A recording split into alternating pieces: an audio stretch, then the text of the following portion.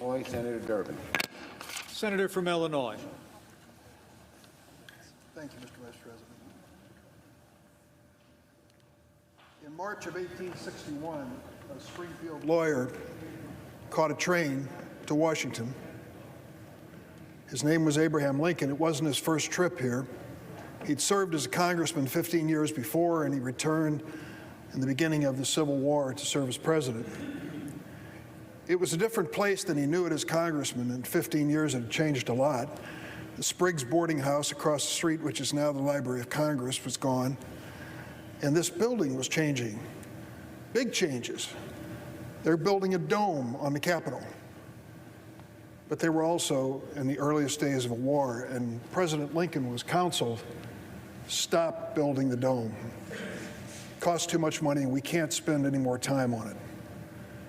And he said, no, we're going to build that dome, and we're going to finish it. That dome and this building will be a symbol of this country that will survive this Civil War and come back strong. So they built the dome, they won the war, and since those days, that dome and this building have been a symbol to this country, a symbol of unity and of hope. Tourists come through here before COVID-19 by the tens of thousands.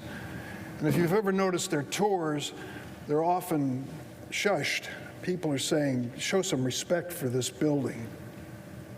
We know this building in the Rotunda as a place where some of the greatest American heroes of both political parties lie in state, and we go there to honor them.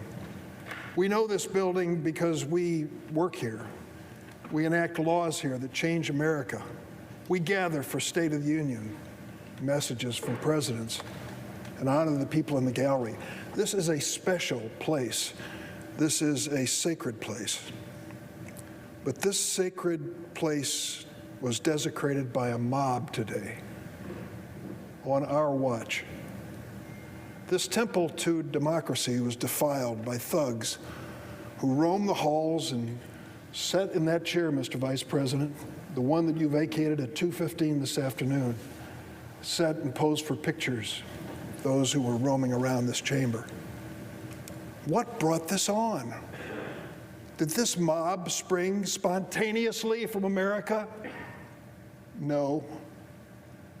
This mob was invited to come to Washington on this day by this president for one reason, because he knew the Electoral College vote was going to be counted this day.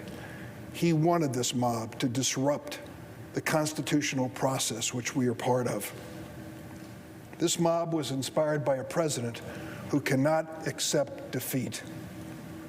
If you wonder whether I'm going too far in what I say, just read the transcript with the Secretary of State from Georgia and listen to this president's wild conspiracy theories, one after the other, swatted down by that Republican elected official and his attorney as having no basis in fact. This president begs, he coaxes, he even threatens that Secretary of State to find the votes he needs. In any other venue, that would be a simple, obvious crime. The lengths he will go to are obvious. The Texas senator says to us, well, many people still agree with him, you know, when it gets down to the bottom line. Many people have fallen for this presidential position that it must have been a rigged election if I lost. Well, I would say that after we've lost count, 57 lawsuits, 62 lawsuits, I've heard so many numbers, after 90 different judges, after this president took his case, the best he could put together, to the highest court in the land across the street, where he has personally chosen 3 justices on the Supreme Court, I say to the senator from Texas, you know much more about that court than I do. I don't believe they let that paper that he sent up there even hit the desk before they laughed it out of the court. And that's the best he had to offer. No evidence whatsoever of this rigged election and this fraudulence. The senator from Texas says, we just want to create a little commission. 10 days, we're going to audit all the states. particularly the ones in contention here, and find out what actually occurred. And it really draws its parallel in 1876, Hayes and Tilden. Don't forget what that commission, that so-called political compromise, achieved.